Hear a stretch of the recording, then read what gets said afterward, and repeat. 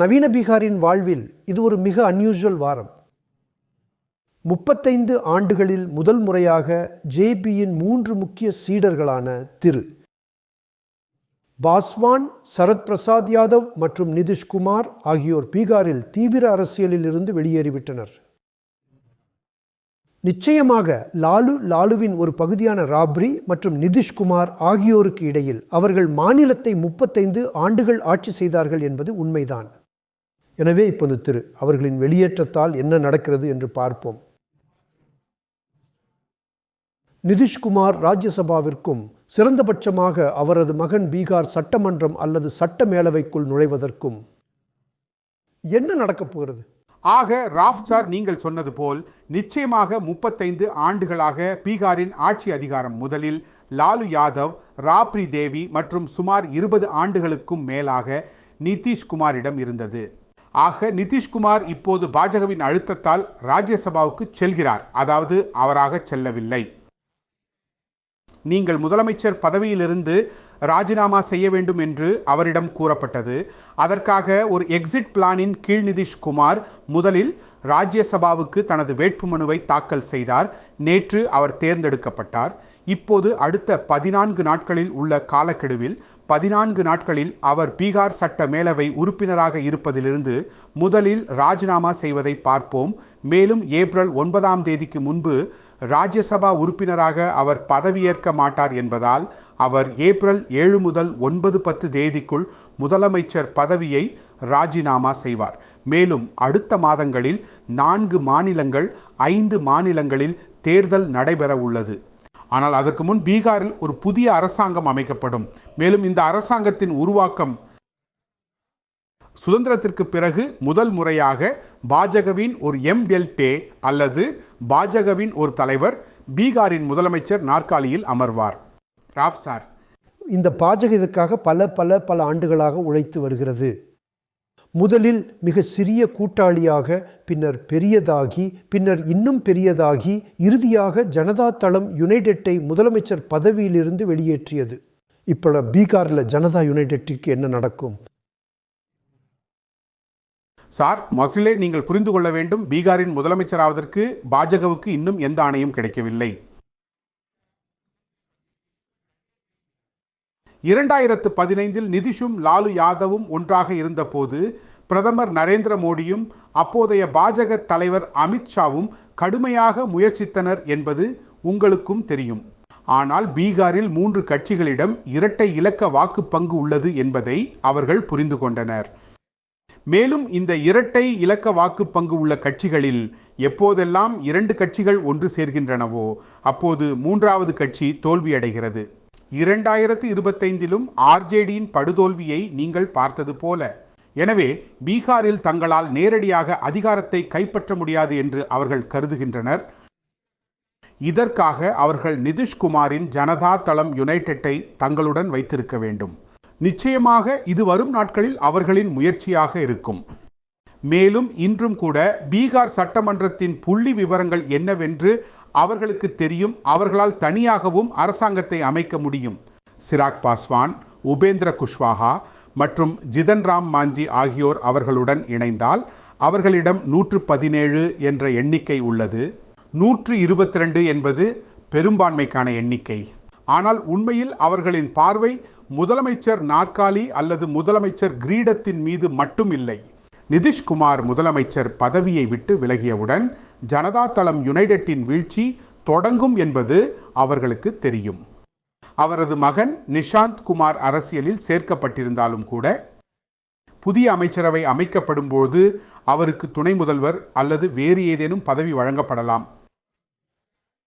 ஆனால் இது இருந்த போதிலும் பாஜகவின் உண்மையான பார்வை ஜனதா தளம் யுனைடெட்டின் வாக்கு வங்கியின் மீது உள்ளது.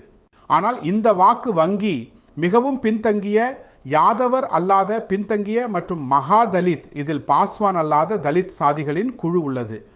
அதனால் நிதிஷ்குமார் விலகும்போது அதனால் மக்களிடையே அதிக அளவில் ஒரு விதமான சோகம் நிலவுகிறது என்பது அவர்களுக்கு தெரியும். மக்களிடையே கோபம் உள்ளது. அதனால் அவர்கள் எந்த பின்னடைவையும் சந்திக்க விரும்பவில்லை. எனவே இந்த மாற்றம் முடிந்தவரை சுமூகமாக இருக்க வேண்டும் என்பது அவர்களின் முயற்சி. மேலும் ராஜ்யசபாவுக்கு செல்வதாக இருந்தாலும் சரி அல்லது முதலமைச்சர் பதவியில் இருந்து ராஜினாமா செய்வதாக இருந்தாலும் சரி, ஒவ்வொரு முடிவும் முதலமைச்சர் நிதிஷ்குமாரின் அல்லது நிதிஷ்குமாரின் சொந்த முடிவு என்று காட்ட முயற்சிப்பார்கள்.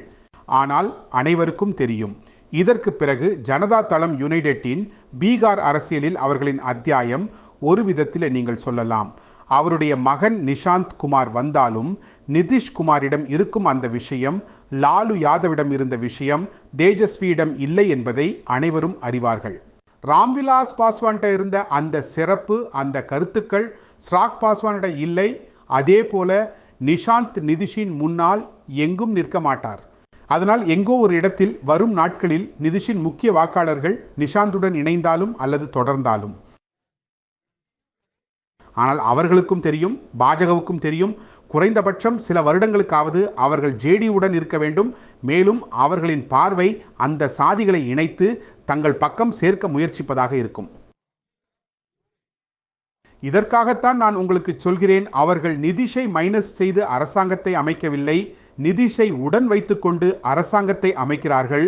மேலும் ஒவ்வொரு முறையும் அவர் அழுத்தத்தின் கீழ் முடிவெடுக்கவில்லை, மாறாக அது அவருடைய சொந்த விருப்பத்தின், அதாவது அவருடைய சொந்த முடிவு என்று காட்ட முயற்சிக்கப்படுகிறது.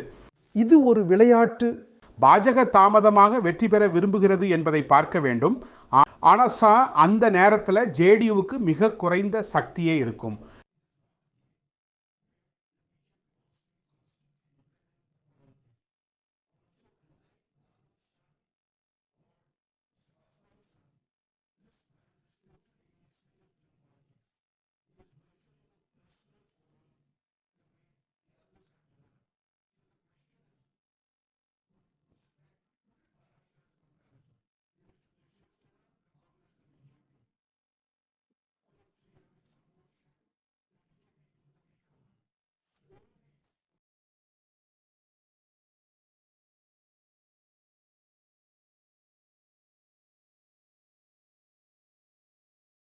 அவர்கள் போல இதை செய்தால் ஜேடியு ஒரு மிகச்சிறிய சக்தியாக மாறும் வரை ஜேடியுவுக்கு மிகவும் குறைந்த சக்தியே இருக்கும்.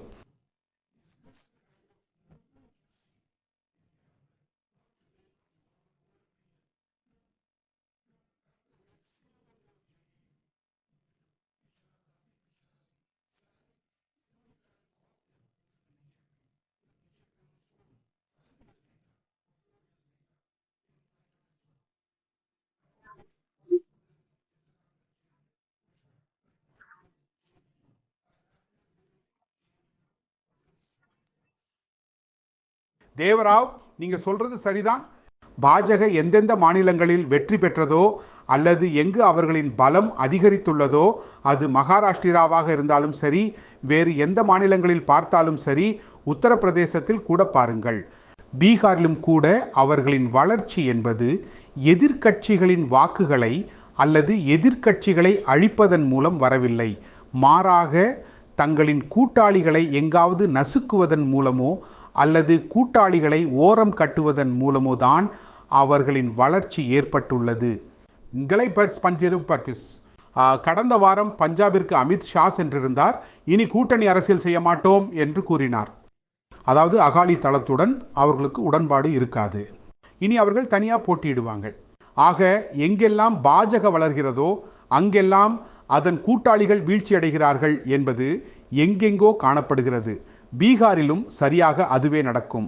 ஏனெனில் பீகாரில் நிதிஷ்குமாரை சுற்றியுள்ள தலைவர்கள் அனைவரும் இனிமேல் நிதிஷுக்கு பிறகான அரசியலை பற்றி சிந்திக்க வேண்டும் என்று நினைக்கிறார்கள். அதில் அவர்களுக்கு பாஜகவே ஒரு விதமான பாதுகாப்பான புகலிடமாக தோன்றுகிறது.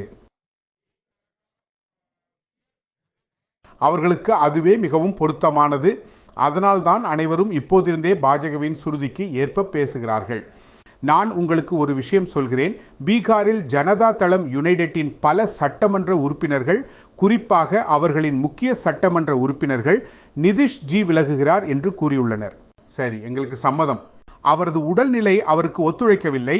ஆனால் அவருக்கு பதிலாக நிஷாந்தை முதலமைச்சராக்க வேண்டும். அப்படி செய்ய வேண்டும். ஏனெனில் மக்களின் ஆணை நிதிஷ்குமார் பேரில் இருந்தது. எனவே அவரது கட்சியின் மூத்த தலைவர்கள் பல MLAக்களுக்கு தொலைபேசியில் அழைத்து, நீங்கள் இதில் தலையிட வேண்டாம், இந்த விஷயம் முழுவதும் தீர்க்கப்பட்டுவிட்டது என்று கூறினார்கள். அடுத்த முதலமைச்சர் பாஜகவை சேர்ந்தவராக இருப்பார். இப்போது பாஜகவுடன் எந்த புதிய சர்ச்சையையும் உருவாக்கும் நிலையில் நாங்கள் இல்லை. எனவே நாங்கள் பாஜகவுடன் இணக்கமாக செல்ல வேண்டும். எனவே தங்களுக்கு இருக்கும் ஆதரவு தளத்தை இன்றோ நாளையோ, விரைவிலோ அல்லது தாமதமாகவோ வரும் சில ஆண்டுகளில் பாஜக உள்வாங்கிக் கொள்ளும் என்று JTU தலைவர்களும் இப்போதிருந்தே கருதுகிறார்கள் என்பதை இதிலிருந்து நீங்கள் புரிந்து கொள்ளலாம். எனவே பஞ்சாபை போல, மகாராஷ்டிராவை போல, பீகாரை போல நீண்ட கால ஆட்டத்தை ஆடுவதில் பாஜகவுக்கு மிகவும் நல்ல பேர் உண்டு. நாளை அதிகாரத்திற்காக நாங்கள் இதில் இல்லை. ஆனால் அவர்கள் ஒரு குறிப்பிட்ட காலத்திற்கு அதிகாரத்திற்காகவும் பின்னர் அதிகாரத்தில் நீடிப்பதற்காகவும் இருக்கிறார்கள். எனவே இதைத்தான் நாம் பீகாரில் பார்க்கிறோம். எனவே முன்னியாக என்ன இருக்க முடியும் என்று நீங்கள் நினைக்கிறீர்கள்? பாஜக மேலும் மேலும் அதிகாரம் பெறும்போது JDUவிலிருந்து மக்கள் பாஜகவுக்குள் வருகிறார்கள். பாஜகவின் கூட்டணி கட்சிகள் எப்படி எதிர்வினையாற்ற வாய்ப்புள்ளது மற்றும் மீதமுள்ள JDU உறுப்பினர்கள் எப்படி எதிர்வினையாற்றப் போகிறார்கள்? பீகார் அரசியலில் ஏதேனும் மறுசீரமைப்பு ஏற்பட வாய்ப்புள்ளதா? பாருங்கள், பீகார் அரசியலில் இந்த மறுசீரமைப்பு நடக்கும். இதுதான் பீகார் அரசியலின் உண்மை. ஒவ்வொரு கூட்டாளிக்கும் இது ஒரு கட்டாயமாக இருக்கும். குறிப்பாக நிதிஷ்குமார் ஓரம் கட்டப்படும் போது, அதாவது நிதிஷ்குமாரின் அரசியல் இப்போது முடிவுக்கு வரப்போகிறது. நிதிஷ்குமார் இனி உங்களுக்கு போஸ்டர்களில் அதிகமாக தெரிவார். அவரது வீடியோக்கள் அதிகமாக தெரியும். அவரது உரைகள் அதிகமாக தெரியும். நிதிஷ்குமாரின் தீவிர அரசியலில் ஒரு விதத்தில் இப்போது அவரது பிகினிங் ஆஃப் தி எண்ட் தொடங்கிவிட்டது. அவர் முதலமைச்சராக இருக்கும் வரை பொதுவெளியில் அவரது தோற்றம் இருக்கும் என்பதை அனைவரும் அறிவார்கள். ஒருமுறை அவர் ராஜ்யசபா, அதாவது முதலமைச்சர் பதவியிலிருந்து ராஜினாமா செய்து ராஜ்யசபா உறுப்பினராக பதவியேற்ற பிறகு அரசியலில் அவரது ஈடுபாடு, அவரது தீவிர அரசியல் ஈடுபாடு குறையும். அவரது மக்களுடனும் அவரது கட்சி தொண்டர்களுடனும் அவரது கலந்துரையாடல் கூட குறையும். ஏறக்குறைய வரும் நாட்களில் ஜனதா தளம் ஐக்கிய பாஜகவின் கட்டுப்பாட்டில்தான் இருக்கும் என்று நீங்கள் கருதலாம். பாஜக விரும்புவது போல, அவர்கள் நினைப்பது போலதான் வரும் நாட்களில் ஜனதா தளம் ஐக்கிய செயல்படும். எனவே அடுத்த தேர்தல் வரும்போது இன்னும் 5 ஆண்டுகளில் பிஜேடியில் JDU ஒரு தீவிரமான போட்டியாளராக இருக்குமா என்று நீங்கள் நினைக்கிறீர்களா? பாருங்கள், நிச்சயமாக வரும் சில ஆண்டுகளில் ஜனதா தளம் ஐக்கிய வாக்காளர்கள், ஆதரவாளர்கள் குறைந்தபட்சம் சில காலமாவது நிஷாந்துடன் இருந்து நிஷாந்த் அரசியலில் எப்படி உருவாகிறார் என்பதை பார்ப்பார்கள். ஏனென்றால் நிஷாந்தும் ஒரு தற்செயலான தலைவர், சூழ்நிலைகளின் தலைவர். உருவாகியுள்ள சூழ்நிலைகளால் அவர் அரசியலுக்கு வர வேண்டியிருந்தது. தேஜஸ்வி யாதவ் அல்லது ஸ்ராக் பாஸ்வானை அவர்களின் தந்தையர்கள் வளர்த்தெடுத்தார்கள். நிஷாந்துக்கு அந்த ஆடம்பரம் கிடைக்கல. நிதிஷ்குமார் தீவிர அரசியலில் இருந்தவரை அவரை எங்கேயோ அரசியலில் இருந்து வெகு தொலைவில் வைத்திருந்தார். எனவே வரும் சில ஆண்டுகளில் ஜனதா தளம் ஐக்கிய கட்சிக்கு இது ஒரு சவாலாக இருக்கும். ஆனால் பாஜக எந்த அளவுக்கு ஆக்ரோஷமான அரசியலை செய்கிறதோ அதில் JDU-TK இருப்பது மிகவும் கடினமாக இருக்கும். மேலும் நிதிஷ்குமார் தான் சற்று பலவீனமடைவதை கண்டபோது முதலமைச்சரை தனது பார்ட்டிக்குள் வைத்திருக்க விரும்பினால் ஒரு வாரிசை கொண்டு வருவது அவரது கடமையாக இருக்கவில்லையா? ஆனால் யார் அவர் எதுவும் செய்யவில்லை. அவர் தனது மகனை முன்னரே அரசியலுக்கு கொண்டு வராதது அவருடைய தரப்பில் ஒரு தோல்வியா? பாருங்கள், நிச்சயமாக இது அவருடைய மிகப்பெரிய தோல்வியாக இருந்தது. ஆனால் நிதிஷ்குமார் சில விஷயங்களில் மிகவும் பிடிவாதமான நபராக கருதப்படுகிறார். உதாரணமாக, அவருடைய குடும்பத்திலிருந்து யாரும் அரசியலுக்கு வரவில்லை. மேலும் இன்றும் நிஷாந்த் குமார் வரும்போது அவரை அரசியலுக்கு கொண்டு வருவது அவருடைய நிர்பந்தம்.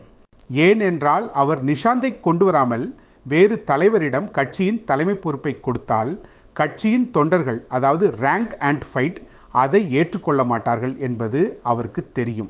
அப்போ அதே எண்ணம் முன்பே வரலையா? அதே எண்ணம் 3 ஆண்டுகளுக்கு முன்பு வரவில்லையா? உங்களுக்கு தெரியுமா? கடைசி நாளில் தான் கடைசியாக வந்துச்சு. டோனோன் ஹீ தத், நான் என் மகனை கொண்டு வரலை என்றால் பார்ட்டி சரிந்துவிடும். அந்த யோசனை அவருக்கு 3 ஆண்டுகளுக்கு முன்பு வரவில்லையா?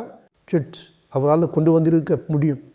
இது நிதிஷ்குமாருடைய மேலும் அவர் வாரிசு அரசியலை நம்புவதில்லையா? சார், நிதிஷ்குமாரினுடைய இது ஒரு மிகப்பெரிய பலமாக இருந்தது. அதை இன்று நாமும் நீங்களும் அவருடைய பலவீனமாக கருதுகிறோம். அதாவது நிதிஷ்குமார் தன் குடும்பத்தினரை அல்லது குறிப்பாக தன் மகனை அரசியலில் இருந்து தள்ளி வைத்திருந்தார். இன்றிலிருந்து 3 வருடங்களுக்கு முன்பு அல்லது இன்றிலிருந்து கடந்த வருடம் வரை நிதிஷ்குமார் அவர்களே தனது உரையில் தனக்கு குடும்பம் இல்லை, ஒட்டுமொத்த பீகாரும் தனது குடும்பம் என்று கூறியது அவரது மிகப்பெரிய பலமாக கருதப்பட்டது. ஆனால் தனக்கு என்று வந்தபோது, தனது இருப்பிற்காக என்று வந்தபோது, தனது கட்சியின் இருப்பிற்காக என்று வந்தபோது இறுதியில் அவர் தனது மகனை அரசியலுக்கு கொண்டு வர வேண்டியிருந்தது. எனக்கு ஒரு விஷயத்தை சொல்லுங்கள், நிதிஷ்குமாரின் சில ஆதரவாளர்கள் ராஷ்டிரிய ஜனதா தள் கூட்டணிக்கு கட்சி தாவ வாய்ப்பு ஏதேனும் உள்ளதா?